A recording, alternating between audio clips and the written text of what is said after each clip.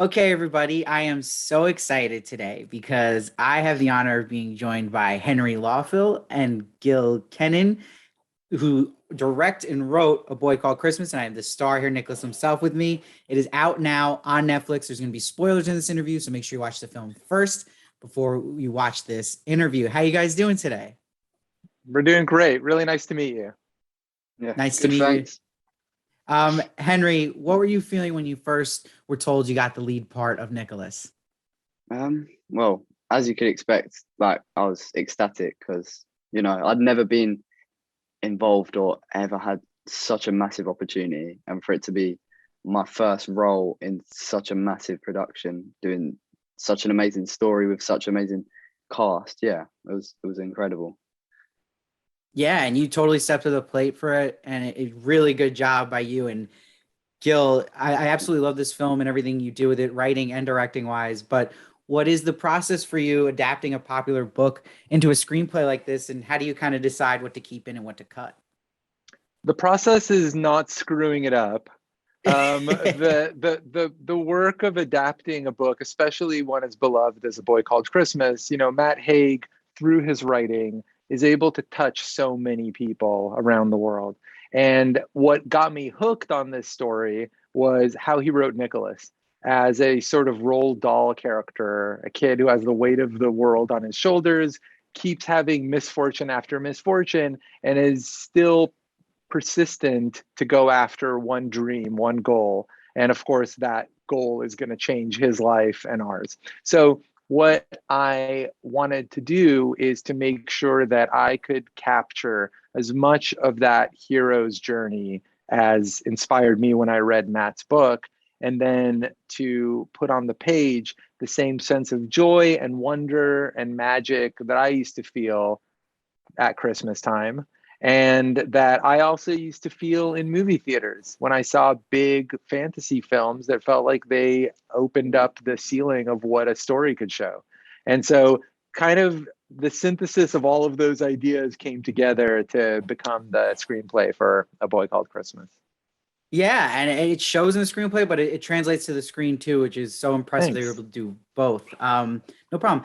Henry, my question for you here is your scene partner in this film a lot is a mouse. Mm. What are you actually talking to and looking at, and was that challenging? Um, Most of the time, I'm talking to a little metal pin on my shoulder, which was just a magnet underneath my jacket, and most of the time I was talking to Gil, to be honest. Um, Wow. yeah, I, which is I I funny. do a mean mouse. Yeah, I'll never let Stephen Merchant off the hook for coming in and stealing my best lines in this film. yeah. I think you missed an opportunity casting yourself, to be honest. Thanks so much, Henry. There's No, always a yeah. sequel. So that's yeah. You never know. Yeah. Yeah, no, that's actually really funny to hear. And that's interesting too, sometimes when the director is the one you're kind of speaking to while doing it. That's really cool. Yeah. Now, Gil, is there any other Christmas films that kind of inspired you of how you were going to bring this to the screen? Yeah, I mean, my favorite Christmas films, sort of there's a couple of them I'll mention. One is A Christmas Story because it's a stone cold tonal classic. Like the way that that film messes with your expectations of family and holiday and all of the trappings that you take for granted and sort of bends them inside out. It has made it timeless and a perennial. We watch it almost every year. The other one I'll mention is sort of more recent in my life, but made a huge impact on me, which is Nightmare Before Christmas.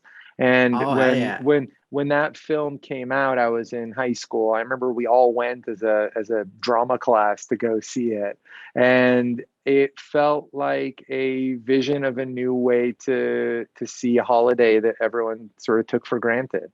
And so I think that it was a reminder that just because something is classic and tried and true doesn't mean that you can't find a new way to see it and a new point of view. And so that was really inspiring. Yeah, that's a great answer. And Nightmare Before Christmas is my favorite Christmas film, so that's cool. And I can see that you can take that as inspiration for just trying to be different, unique, which is really cool. I love that. Henry, for you, was it surreal working with actresses like Kristen Wiig and Sally Hawkins? And did you kind of get to learn anything from them? Yeah, obviously. Like growing up, I've been a massive Harry Potter fan. Like I hate reading, to be honest. Don't tell Matt I said that, but like I read all the Harry Potter books. I remember I used to just sit at school in primary school reading the books. So and then watching the films. Obviously, I love the films, and to be working with Maggie Smith, Jim Broadbent, Toby Jones, who are three massive Harry Potter stars, is obviously, yeah, like you said, it's surreal. It's amazing. I remember the first time I met Jim Broadbent, who I've watched for years as Professor Slughorn in Harry Potter, was sitting on a fucking Bronco in the middle of a studio, pretending to be riding the reindeer through the sky, which is pretty crazy. So yeah, it's amazing. And then obviously all the other actors, Kristen Wiig, Stephen Merchant, who I only met 2 days ago, but to listen to his voice in the ADR, which I did with Gil, yeah, that was fun. But yeah, it's amazing. Like such a massive cast. And hopefully one day could be up there with them names. But yeah. Oh, hell yeah, you're gonna get there. I see it. It's exciting that you're even just being with them. That's so cool. And I want to run off what you said too, Gil, where you were talking about, having that feeling of it standing out. Was there anything in your mind going into this, looking at other Christmas films and this being its own Christmas film? What did you want to do with this film to make it stand out from the rest, so people wouldn't just be like, I've seen this before, Well, first of all, I had a lot of confidence in the story that came from the book, what Matt Haig wrote. I knew that this was going to be an original take on this holiday, because the story is such a clean sheet approach to the legend of Santa Claus. So I had a lot of confidence that we were going to be able to go in a very new direction. But one of the things that as a film I was excited to do was to sort of break a barrier that really hasn't happened much in this sort of film, which is to take the camera properly to the Arctic Circle. We went up to the very edge of Lapland in Finland to begin the filmmaking process on this film in the dead of winter. And some of those wide open vistas where you can almost see the curvature of the earth gives the film this sort of scope that we just don't expect from a film that comes out in the holiday season. So for me, that was like a really exciting way to leap into this story. Yeah, and I totally felt that watching it, that big scope of it, which was just an awe to watch, and also how good the CGI looked. It was pretty cool. Thanks. No problem. So Henry, did you find anything though in the character of Nicholas that you felt like you could relate to as a person?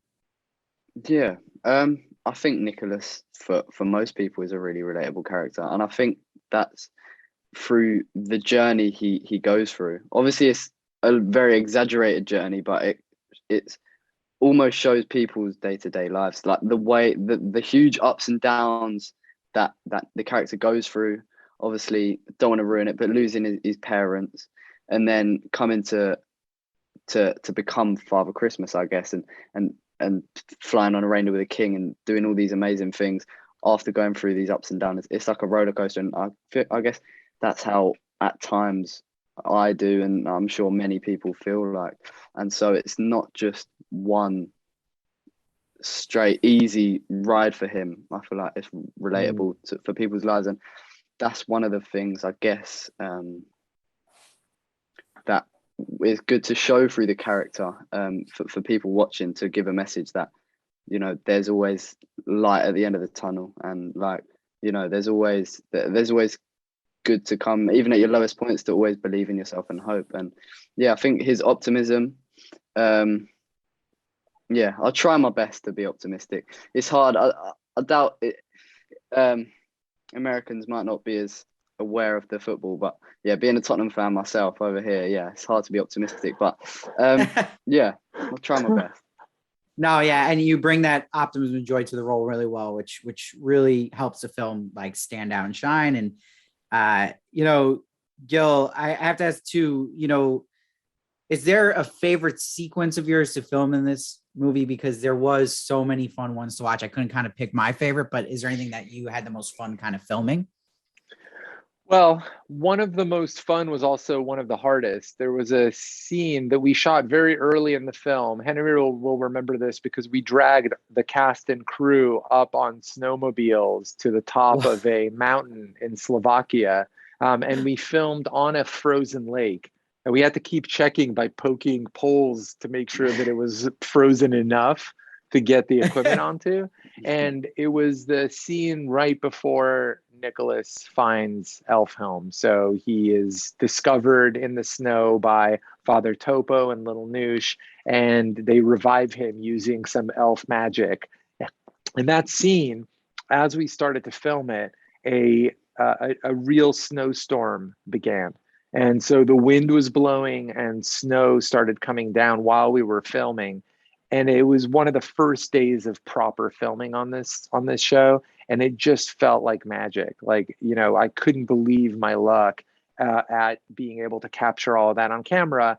I also felt a deep sense of cold that came up from my toes all the way through my legs that basically didn't stop until we were almost at the end of the shoot. But it was an extraordinary moment because it was a commitment to telling this story in the real world as much as possible. And so I'll never forget it.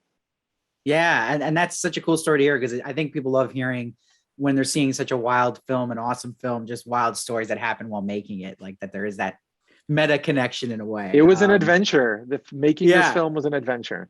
There you go. Now, Henry, do you right now feel excited, or how are you feeling just about the spotlight this film will put you in, that it's going to really put you on the map? Like, are you nervous? Like, what is kind of going through your head right now? To be honest, for me right now, I'm not really sure what to expect. Like, I've never been in a situation anything like this. I've been in the BBC adaptation of Les Mis for about 2.5 seconds. So to then go onto a project like this, and you know, it's been over 2 years since we've done it. For it to now be shown to the world, obviously I'm really excited to see how it does and people's reactions to it, because I think Gil, I'm complimenting you again, done a really good job. Made me look like a good actor, I think, apparently. Yeah, I'm obviously excited. No, I'm not really sure what to expect, but hopefully it's the start of bigger things to come for me in my career. And yeah, just see where things go, I guess. Yeah, I'll just say that what we've seen in this conversation is the clear-headedness and groundedness of Henry. I mean, it's the same character traits that made me so excited to cast him as Nicholas and tell this story with him, because you can tell just in this conversation that there is an accessibility to who Henry really is, not just a sort of veneer that can happen a lot of times with younger actors. And so I just have so much confidence in Henry's ability to grow into whatever character he's cast in future films, because what he puts into it is his own intelligence, experience, and his ability to tap into his emotions. Yeah, that's an amazing compliment right there. And yeah, he's just been a class act this whole time, which is awesome to see, Henry. And before I let you guys go, I have to ask the $1 million question. Could we see the next 2 books in this book series possibly made into a film? So I'll answer that. I've had such a great time making this film, working with Blueprint and Studio Canal and Netflix to bring A Boy Called Christmas to the screen. The cool thing is that through this process, I've become really close friends with Matt Haig, who just happened to write the remaining books in this series. And I'm happy to say that we're starting to figure out how to crack those next books into future installments. And so if audiences this Christmas feel as much passion about Nicholas and his world as we all feel, then I would say, you know, it doesn't hurt to hope. Yeah, hell yeah. That's so exciting to hear. Everybody, check out A Boy Called Christmas. It's on Netflix now. Watch Gil and Henry just make magic happen on screen. Henry, Gil, thank you so much for joining me, guys. I hope to talk to you in the future one day. Thanks. That was fun. Thanks. Thank you.